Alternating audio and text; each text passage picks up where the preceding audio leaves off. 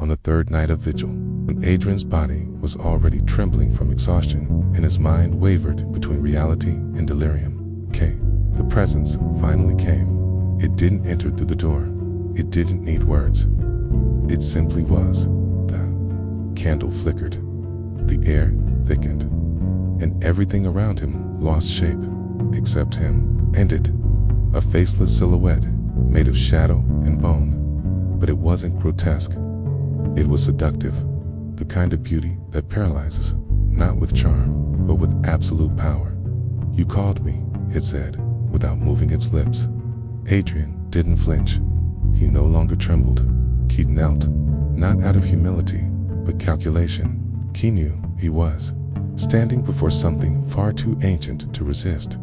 "I want to be omnipresent," he said, with the steady voice of someone who no longer sees the world as human. "I want to be in everyone, feel everything, be everything." TD smiled, not with a mouth, but with the room. The space pulsed with its approval. Paintings turned into faces. The walls began to breathe. Time hesitated. You want to be felt. You want to live inside each one. You want the whole world to cry and laugh with you, to carry you as essence. "Yes," Adrian answered. "I want to transcend. I want to be infinite." Then, the entity extended something that looked like a contract, but not made of paper. It was a veil of liquid shadows, floating in the air like living smoke. On it, ancient symbols pulsed in red. Words without translation. Letters that whispered as she tried to read them. Adrian didn't hesitate. His arrogance left no room for doubt. He touched the veil, and when he did, he signed it. Not with ink, but with soul. In the very next moment, he felt an explosion of power, as if his mind had connected to the universe itself. Millions of voices, images, sensations, all flooding in at once. But with them, something else came in. Silence. A dense, crushing silence. A paragraph he hadn't seen. The clause not written in words. The price, he would not only be omnipresent, he would be a receptor of every anguish, of every pain, of every despair, of everything humanity tries to hide, even from itself. The entity hadn't lied. It fulfilled the request perfectly. The contract was never meant to protect him. It was designed to punish the vanity that dares to want to be a god. From that moment on, Adrian was no longer alone. He was in everyone.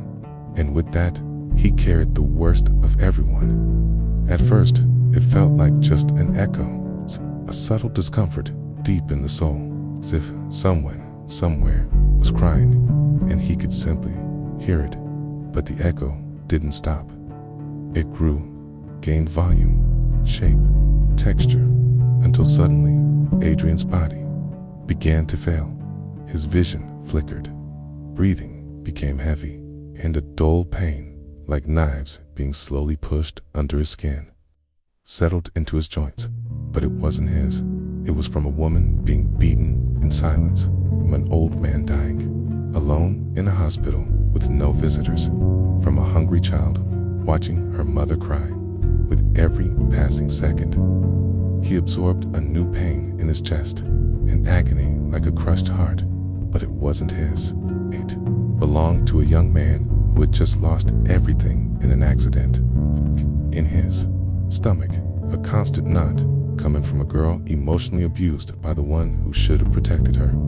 On his back, an invisible burn, the reflection of someone being tortured on the other side of the world. Adrian was no longer in his own body. Or rather, he was in everybody.